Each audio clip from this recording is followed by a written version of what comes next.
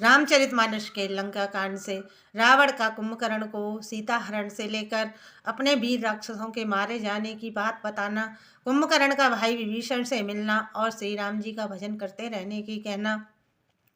पिछले वीडियो में हमने आपको लक्ष्मण जी को शक्ति लगने के बाद श्री राम जी के विलाप करने, तभी हनुमान जी के आने, सुसैन वैद्य के उपचार के बाद लक्ष्मण जी के उठ खड़े होने और यह सुनकर रावण के कुंभकर्ण को नींद से जगाने की कथा सुनाई।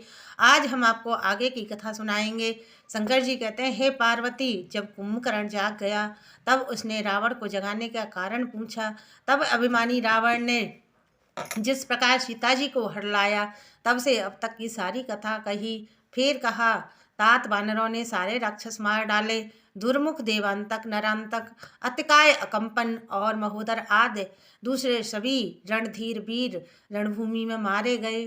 तब रावण के वचन सुनकर कुंभकर्ण दुखी होकर बोला, अरे मूर्ख, तू जगजननी सीता जी को हरलाया और अब कल्याण चाहता है। हे राक्षस राज, तूने अच्छा नहीं किया, अब आकर मुझे जगाया। हे तात, अब भी अभिमान छोड़कर श्री राम जी का भजन करो तो कल्याण हो। हे रावण, जिनके हनुमान सरी के सेवक हैं, वे क्या राम मनुष्य हैं? तूने बुरा किया जो पहले आकर मुझे यह हाल नहीं सुनाया। हे भाई, तूने उस परम देवता का विरोध किया है जिसके शिव ब्रह्मा आदि देवता सेवक हैं। नारद मुनि ने मुझे जो ज्ञान कहा था मैं वह तुझसे कहता, पर अब तो समय जाता रहा।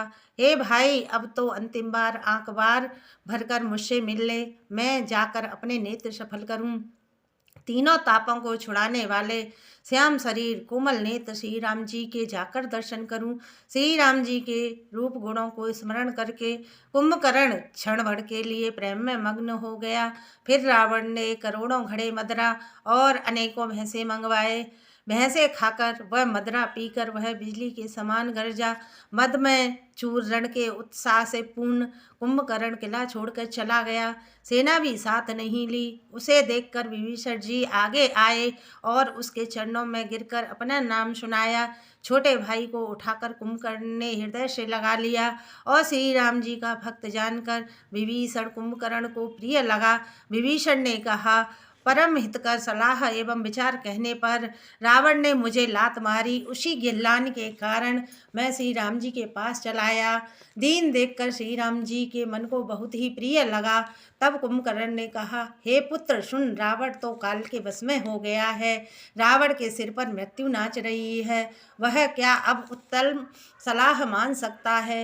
हे विभीषण, तू धन्य है, तू धन्य है, धन्य है। हे विभीषण, तू राक्षस कुल का भूषण हो गया। हे भाई, तूने अपने कुल को दैदीप्यमान कर दिया। जो शोभा और सुख के समुद्र श्री राम जी को भजा, मन वचन और कर्म से कपट छोड़कर रणधीर श्री राम जी का भजन करना। हे भाई, मैं मृत्यु के वश में हो गया हूँ, मुझे अपना पराया नहीं सूझता, इसलिए अब तुम जाओ। कुंभकर्ण के वचन सुनकर विभीषण लौट गए और वहां आए जहां त्रिलोक के नाथ श्री राम जी थे।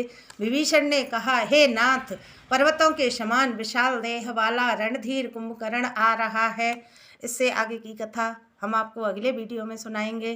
कृपया आपको यह कथा अच्छी लगे तो लाइक और कमेंट करना।